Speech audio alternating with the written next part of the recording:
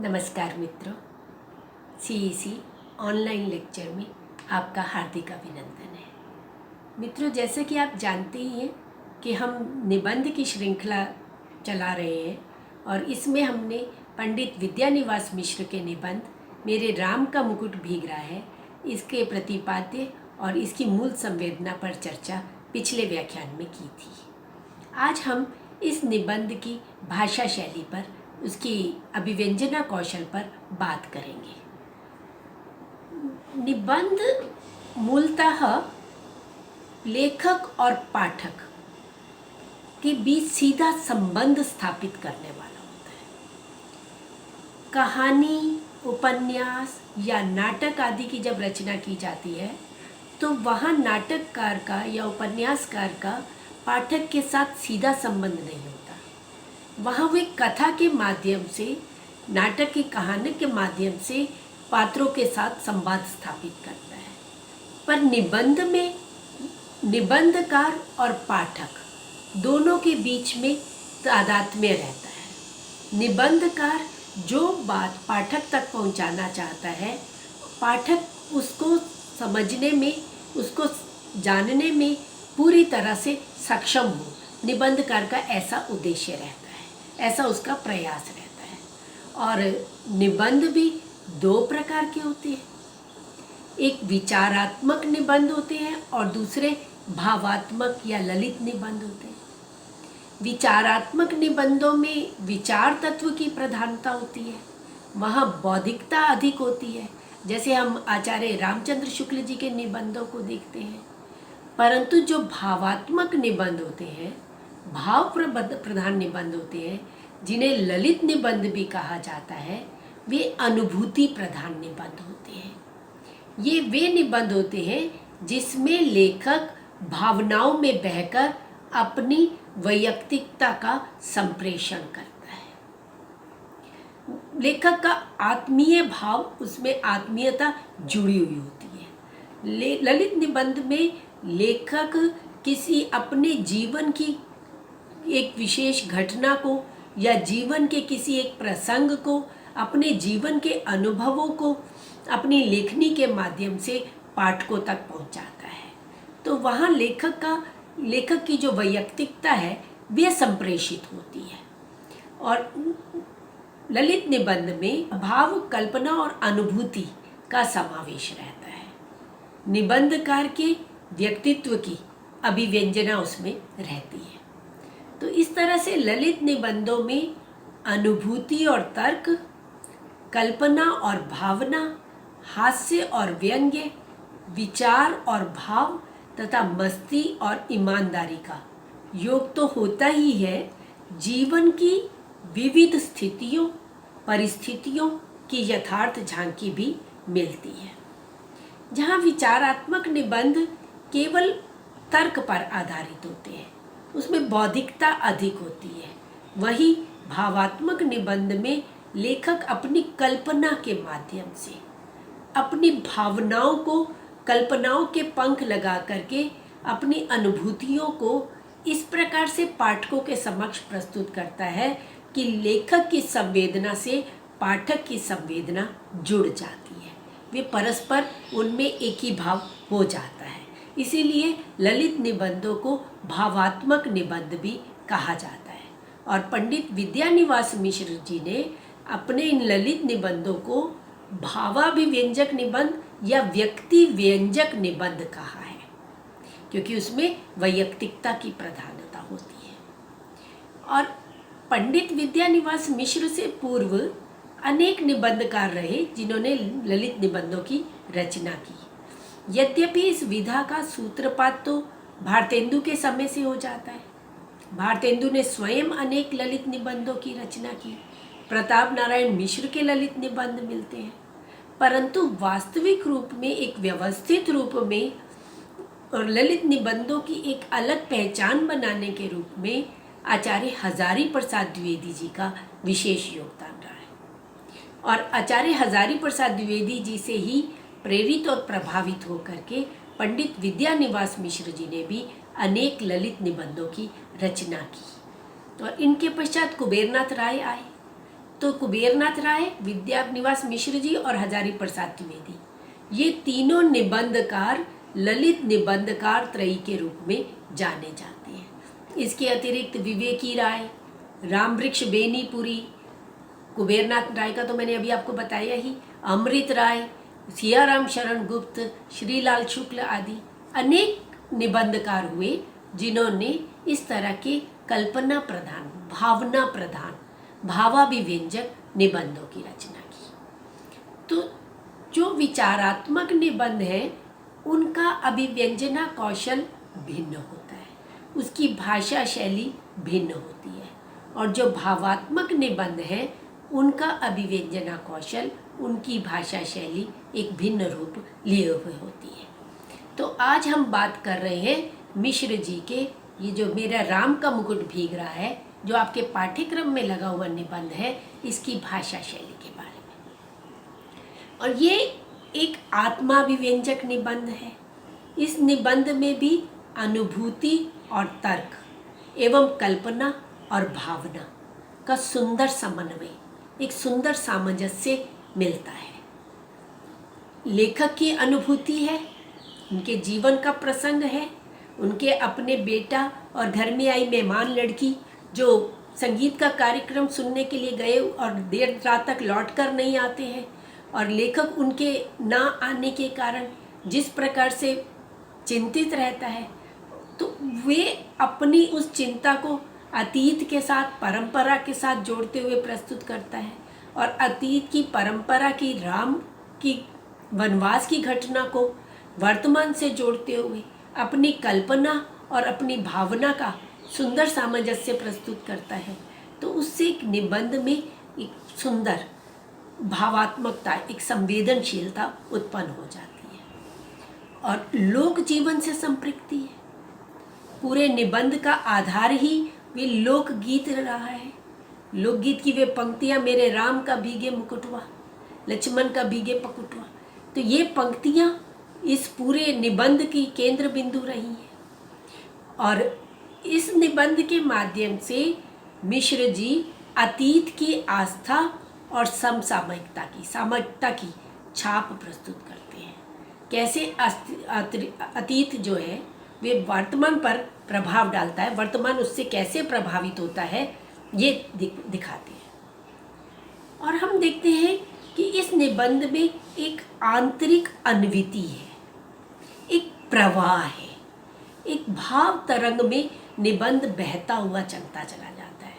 लेखक जिस प्रकार स्वयं भावनाओं में डूबता उतराता रहता है, उसी तरह से पाठक भी इस निबंध को पढ़ते हुए उसी भाव तरंग में बहता चला जाता है। तो पूरे निबंध में एक आंतरिक अन्विति मिलती है, जो भावात्मक निबंध की एक विशेष पहचान होती है। और ये निबंध लेखक के व्यापक एवं गहन अध्ययन और पांडित्य का, उनके सूक्ष्म पर्यालोचन शक्ति का और विश्लेषण क्षमता का परिचायक है। किस तरह से मित्रों, लेखक संस्कृत के विद्वान रहे, उन्होंने संस्कृत में एमए किया था। संस्कृत में पाणिनि के व्याकरण पर, प्रसिद्ध जो वैयाकरण पाणिनि हुए, उन पर इन्होंने पीएचडी की थी। तो संस्कृत के प्रकांड विद्वान थे और संस्कृत का गहन अध्ययन था, और उसके साथ उनकी सूक्ष्म पर्यालोचन दृष्टि थी, एक गहरी उनकी सोच थी।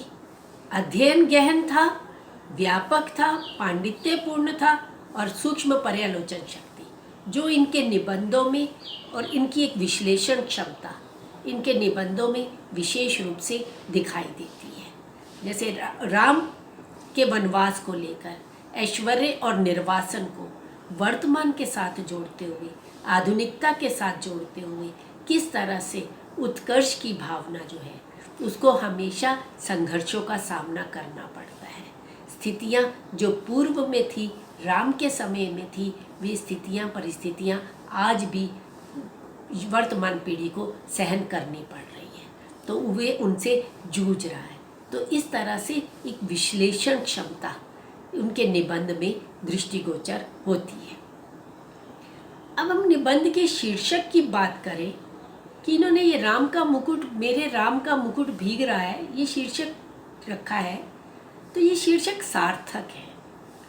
शीर्षक मूल संवेदना से युक्त है और जिज्ञासावर्धक है। शीर्षक देखते ही मन में ये भाव आता है कि क्या है इस निबंध में, तो एक जिज्ञासा, एक कौतूहल का भाव उत्पन्न होता है। और ये शीर्षक लोक जीवन से संपृक्त है, लोक जीवन से जुड़ा हुआ है। राम का मुकुट आज के पीढ़ी के साथ जोड़ करके, आधुनिक संदर्भों के साथ जोड़ करके एक प्रतीकात्मक रूप में लेखक उसको प्रस्तुत करते हैं। तो इस तरह से निबंध का जो शीर्षक मिश्र जी ने रखा, वे जिज्ञासावर्धक भी है और सार्थक भी है। अब हम बात करते हैं मित्रों निबंध की भाषा शैली के बारे में। प्रस्तुत निबंध की भाषा विषय एवं भाव के अनुरूप है, भावानुकूल भाषा है। संस्कृत के प्रकांड विद्वान थे, परंतु भाषा में कहीं भी वो पांडित्य, वो क्लिष्टता, वो दुरूहता नजर नहीं आती है। जैसे भाव है, उस भाव के अनुरूप कभी वे देशज शब्दों का प्रयोग करते हैं, कभी संस्कृत निष्ठ शब्दों का प्रयोग करते हैं। आंचलिकता उसमें अधिक दिखाई देती है और एक सहज सरसता और रोचकता पूरे निबंध में बनी रहती है। संस्कृत निष्ठता और लोक व्यवहृति दोनों को साथ लेकर के चलते हैं। निबंध का मूल है ही यही कि वे लोकगीत की जो पंक्ति है, लोकगीत है, उसको केंद्रीय बिंदु बनाया हुआ है और लोक की आस्था को आधुनिकता के साथ जोड़ा है, समसामयिकता के साथ जोड़ रहे हैं। तो इसलिए भाषा भी एक और संस्कृत निष्ठ भी है और दूसरी ओर लोक व्यवहार में प्रयोग होने वाली भी है। और निबंध की भाषा लेखक के भारतीय और ग्रामीण मन की परिचायक रही है। लेखक गांव में पले बड़े हुए हैं, गांव की मिट्टी उनकी रोम रोम में बसी हुई है और उनके लेखन में, उनकी निबंधों में वे गांव की जो एक सौंधी मिट्टी की सुगंध है वह दिखाई देती है। गांव का परिवेश, गांव की प्रकृति, गांव का सरल सहज स्वाभाविक चित्रण, पूरा एक प्राकृतिक सौंदर्य वे इनके निबंधों में सहज रूप में, एक स्वाभाविक रूप में, एक भावात्मकता को लेकर के, एक संवेदना को लेकर के प्रस्तुत हुआ है। और अब हम बात करें इनके शब्द भंडार की, क्योंकि भाषा के मूल उपकरण शब्द भंडार है। कैसे लेखक का शब्द भंडार है, कैसे शब्दों का प्रयोग करता है, किन किन उपकरणों, किन किन युक्तियों का प्रयोग करता है, मुहावरों लोकोक्तियों का प्रयोग करता है, लाक्षणिकता का प्रयोग करता है, ये सब भाषा के उपकरण कहलाते हैं। तो शब्द भंडार की दृष्टि से अगर हम इस निबंध को देखें तो प्रस्तुत निबंध में अनेक तत्सम शब्दों का प्रयोग हुआ है, जैसे उद्विग्न, गृहिणी, उदग्र, दुश्चिंता, दुर्निवार, शंकाकुल, प्रतीति आदि। अनेक ऐसे शब्द हैं, पर वे ऐसे सहज रूप में आए हैं कि पढ़ते हुए पाठक को विश्व शब्दकोश देखने की आवश्यकता नहीं होती। वे जाकर के उन शब्दों का किसी से अर्थ पूछे या शब्दकोश देखे तब समझ में आएगा। वे सहज रूप में प्रयोग किए गए हैं। कहीं लेखक पांडित्य प्रदर्शन के लिए ऐसे शब्दों का प्रयोग नहीं करते हैं। अरबी फारसी के शब्दों का भी प्रयोग होता है, जैसे बेहद, वजह, तबीयत, मामूली, बरकरार, दस्तक, दरवाजे पर दस्तक दी, इस तरह के शब्दों का बड़ा सहज प्रयोग किया है।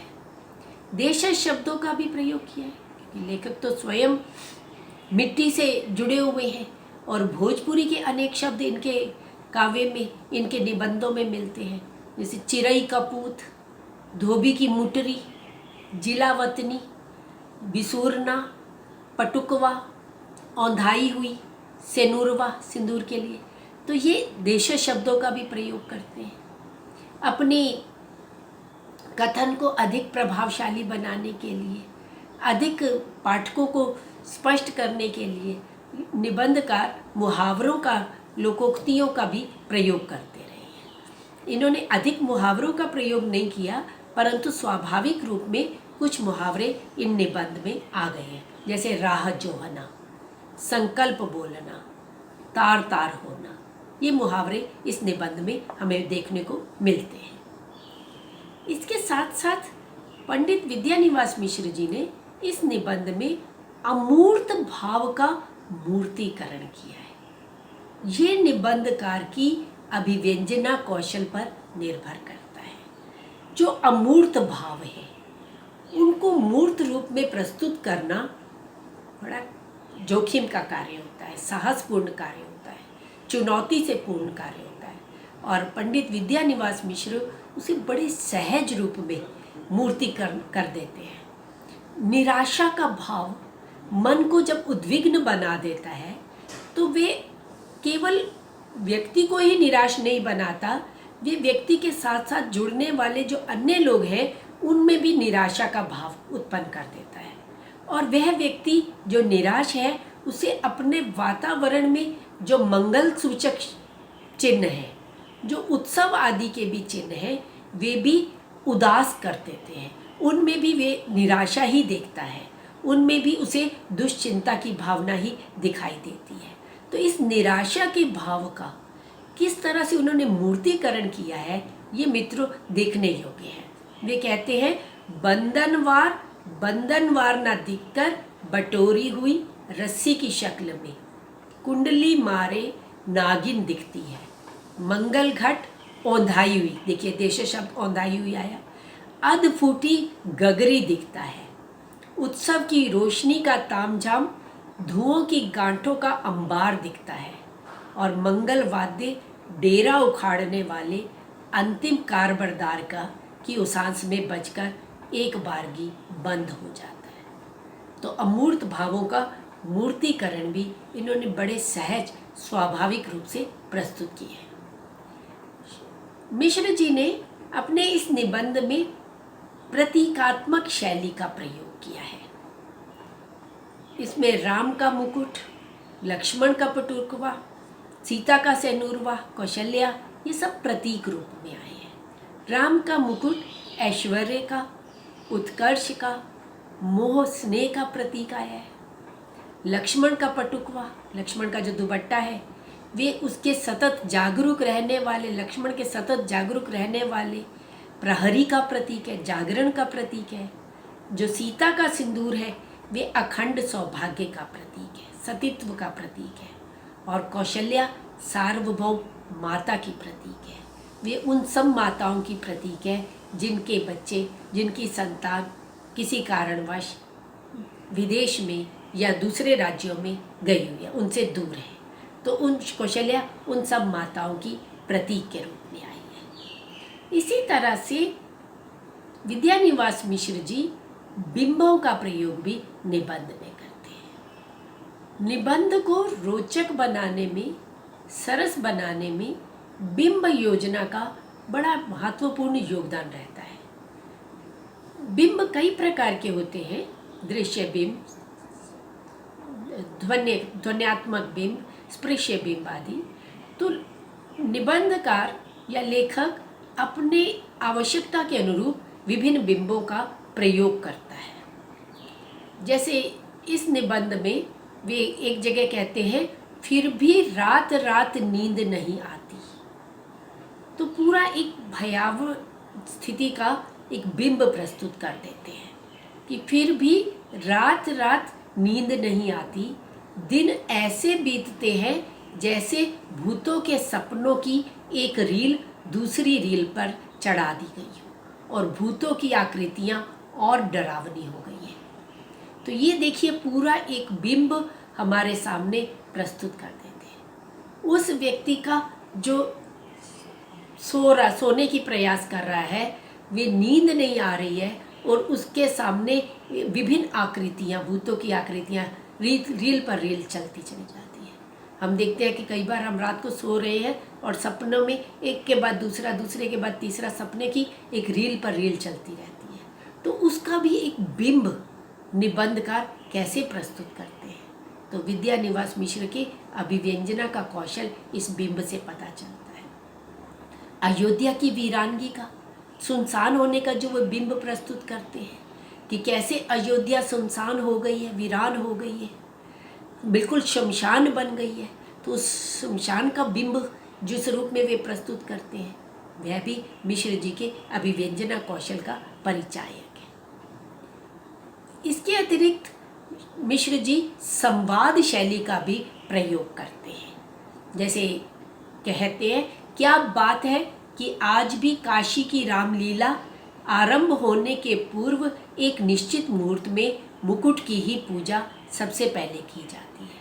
क्या बात है कि तुलसीदास ने कानन को सत अवध समाना कहा और चित्रकूट में ही पहुंचने पर उन्हें कली की कुटिल कुचाल दीख पड़ी।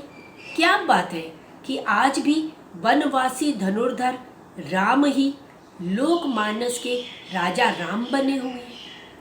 तो मिश्र जी पाठकों के साथ एक संवाद स्थापित करते हैं। इस तरह से प्रश्न रखते हैं कि पाठक उन पर विचार करे, उन पर सोचे, चिंतन करे। तो ये गुप्त मिश्र जी की विश्लेषण क्षमता के भी परिचायक हैं और उनकी इस संवाद शैली के भी परिचायक है कि वे विभिन्न जिन प्रश्नों से वे जूझ रहे हैं, जिनको वे इस निबंध में प्रस्तुत कर रहे हैं, संपाठक भी उन प्रश्नों पर विचार करें, वे भी उन पर चिंतन करें। तो इस तरह से वे पाठकों से एक संवाद स्थापित करने की शैली का प्रयोग करते हैं। इसके अतिरिक्त मिश्र जी उद्धरण शैली का भी प्रयोग करते हैं। जैसे उत्कर्ष की मनुष्य की ऊर्ध्वोन्मुख चेतना की कीमत सनातन काल से अदा की जाती रही है।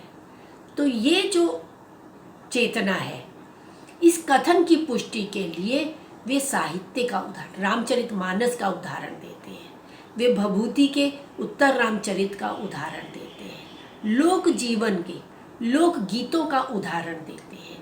तो इस तरह से अपने कथन की पुष्टि वे साहित्यिक संदर्भों से विभिन्न उदाहरणों के रूप में करते चले जाते हैं। तो इस तरह से मित्रों, अभी हमने मेरे राम का मुकुट भीग रहा है इस निबंध की भाषा शैली पर विचार किया। धन्यवाद।